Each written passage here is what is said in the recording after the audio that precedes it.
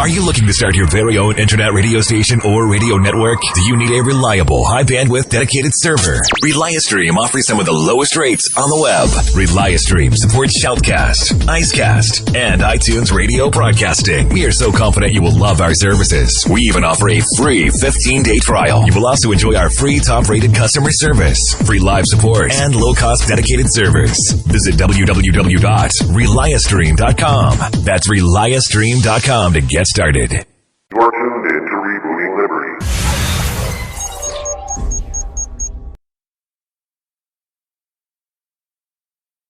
I want the truth! You can't handle the truth! Truth.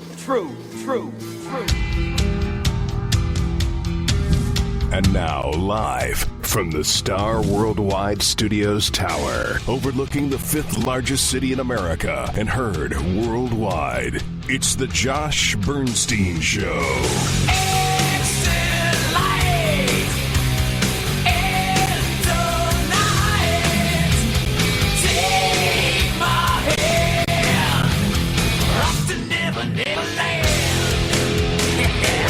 Liberal hypocrisy and leftist lunacy exposed and dismantled with intellect and facts. And now, here's your unapologetic host, Josh Bernstein. Good evening. Welcome to another hard-hitting edition of the Josh Bernstein Show. We've got a great show for you tonight. We're going to talk about a lot of great things. A little bit later on in the program, we're going to be joined by Zachary King. Zachary King has spent 15 times, he's been 15-time member of what's known as Bohemian Grove. Bohemian what? Exactly. Most Americans have no idea what Bohemian Grove is. We will explain it, we will expose it, and we will go into great detail on that a little bit later on in the program. But first, we've got Paul Rhinoceros now confirmed as the next House Speaker. 9 Freedom member caucuses, only 9 did not vote for Paul Ryan. All the rest caved. Now, what's even worse is the fact that he has voted for Barack Obama's budget bill. And what's even worse is that this budget in particular was designed and set up to literally be Barack Obama's 9th year in office. Let me explain why I say that. Because the way that they have it set up is it takes the debt ceiling issue completely off the table for 2 solid years. So basically what happens now is whoever the next president's going to be, they're not going to have to worry about the political football of the debt ceiling being raised. It's an absolute disgrace, it is a disaster, and it is just another example of the lack of leadership in Washington. Now, I could go on about Paul Rhinoceros for another 10, 15 minutes. I'm not going to do that, okay? I'm going to talk about that despicable display by CNBC. You want to call it a debate? I call it a public execution in front of a national audience. That's what I call it. As a matter of fact, I was going to do debate analysis. But you know what? What's the point? What analysis can you do? Other than to say you had 3 hardline leftist radical wackos that basically did everything but punch every single person on the stage in the gut. Their questions were ridiculous. They were not serious. It was set up, ambush. Reince Priebus probably knew it but didn't care. You know, when Trump and Carson at one point were saying that the debate was too long and they don't like the way it's set up and the narrative and how it's going, you know what? Maybe they should have stayed out of it because it was an absolute circus. I'm telling you right now, those 3 idiots, which were John Harwood and who was the other one? Becky Quick and Jose Quintilla or whatever his name was. I'm telling you right now, you could have had Kim Jong-un, Vladimir Putin, and the Ayatollah probably asking more fair questions than those 3 radical idiots. It was a disaster. So can you talk about, what happened? Yeah, Ted Cruz had a great line, and he called out the media. But it really wasn't about the substance issues. It really wasn't about a debate. It was more about these rabid leftists getting their opportunity to destroy Republican candidates a little more. And thank God that Ted Cruz stood up and called it what it was, an absolute circus, a cage fight, I believe is what his words were. It was a disgrace. And you know what? Afterwards, watching some of the post-debate analysis, all I can say is Sean Hannity, Rush Limbaugh, and Mark Levin said that they would be willing to put together a real debate, an actual debate that they're going to talk about substance issues. They're going to talk about the differences between these candidates. And you know what? Throw me in there. If they don't want to do it, I'll host a debate, okay? And we'll have some real substance, real answers, real questions, so that we can see if there is a difference between a lot of these candidates. And another thing, they should have had 3 tables: the kids' table, the teenagers' table, and the adult table. Because the fact that John Kasich, Rand Paul, Chris Christie, and who was the other one? I don't even know. I can't even think. Oh, and Mike Huckabee were even on the stage was a disaster. Not that they didn't do good, not that they didn't have things to say, but they're irrelevant.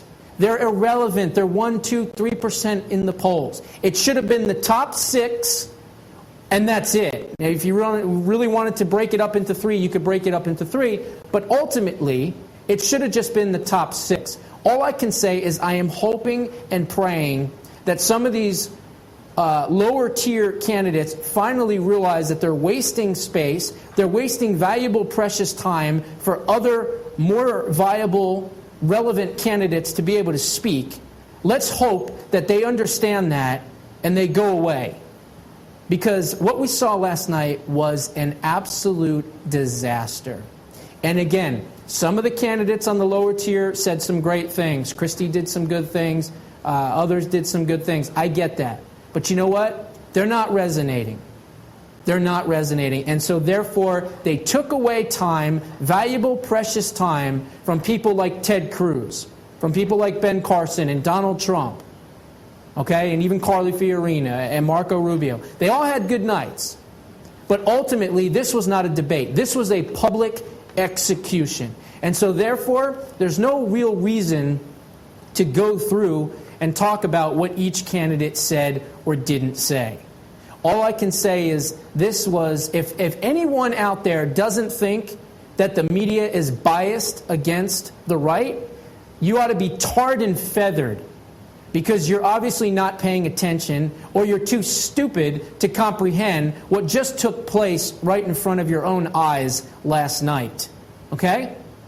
Unbelievable. What were the questions that Hillary and the socialist Sanders got? What's your favorite color? What do you think is your best achievement?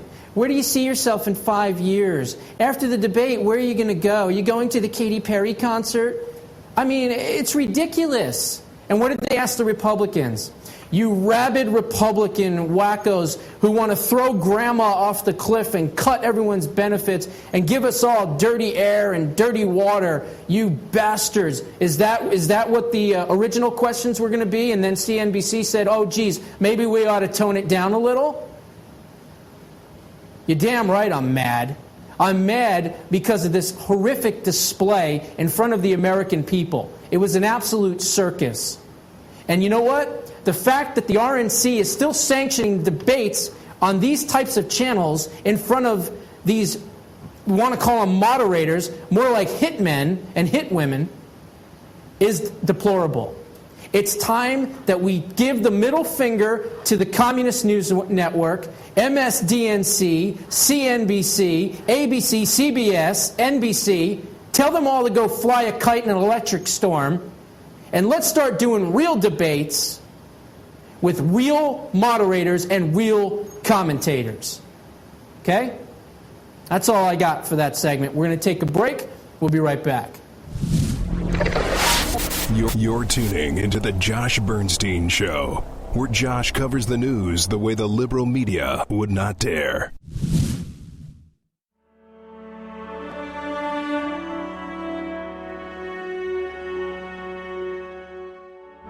Josh Bernstein here. You all know me as the hard-hitting and unapologetic conservative talk show host of the top-ranked Josh Bernstein Show. But did you also know that I have a softer side as well? I am proud and honored to be an official spokesman for a really great group known as the Association of Mature American Citizens, or AMAC for short. AMAC is a group focused squarely on meeting the needs and protecting the interests of America's seniors. We offer a conservative alternative on how to best solve the problems seniors face today. From saving Social Security to gaining more access and control over your health care, to answering your health-related questions and providing you with the products, services, and solutions that you seek. So if you are a senior 50 years of age or older and do not want more government-run and controlled healthcare solutions, there is another option. AMAC is better for America, and AMAC's got your back.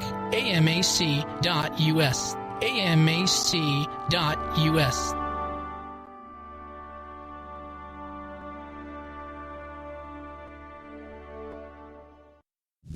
Hi, Josh Bernstein here. Let me tell you about a fellow conservative and patriot named Arthur Mills. Arthur Mills spent 21 years serving our country. Now medically retired, he's still serving our country, but he's writing books now on how to protect it.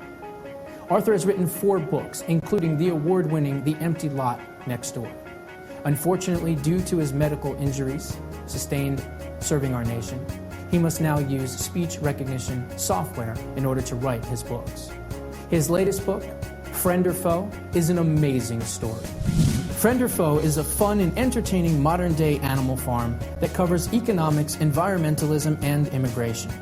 This story will help open the eyes of your children to the dangers of big government while frightening older readers with its modern-day relevance to many of today's issues. Friend or Foe is available for only $2.99 in both paperback and ebook versions at Amazon or through Arthur's website at www.branchingplotbooks.com. VA benefits only go so far, folks. Please, order Friend or Foe today. You're tuning into The Josh Bernstein Show, where liberalism is a mental disorder. And Josh is the cure. Welcome back to the program. All right, so that first segment was a little heated, so let me take a deep breath. Okay, now we're ready. So this segment is going to be a lot shorter, but I want to talk about something. Halloween is upon us. And Halloween, in my opinion, is a liberal's favorite holiday. It is basically the only time during the year, other than maybe April 15th, that they get to, have tax day.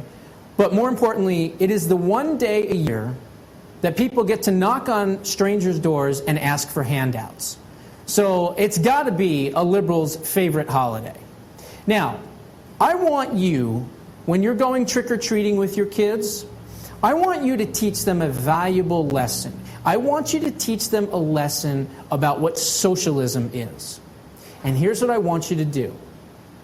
When you go out and you go trick-or-treating with your kids, I want you to go knock on the doors, be nice, be polite, trick-or-treat, give me something good to eat, all that good stuff. Let the kids gather up as much candy as they can possibly hold in their little hands, or in their knapsacks, or in their pillowcases as we did when we were kids.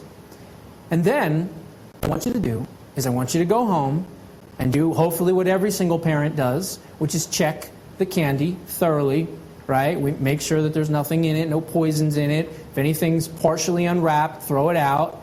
If you see any indentations in any chocolate bars, toss it immediately. All right? Unfortunately, we have to still do that. We still have to check the candy.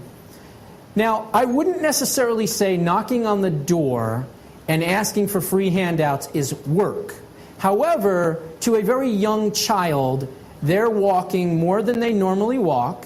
They are knocking on the doors, and they are, I guess you could say in some respects, working, right? It is work for them to knock on the doors, walk to the different homes, and ask for candy, okay? But here's where the lesson comes in. After you're done checking your child's candy, what I want you to do is I want you to spread it out on the table, and I want you to immediately take half of it, okay? Take half of their candy away. And then tell them, I know that you went out, and I know that you worked hard on gathering and knocking on doors to get all the candy that you could, but Mommy or Daddy doesn't have any.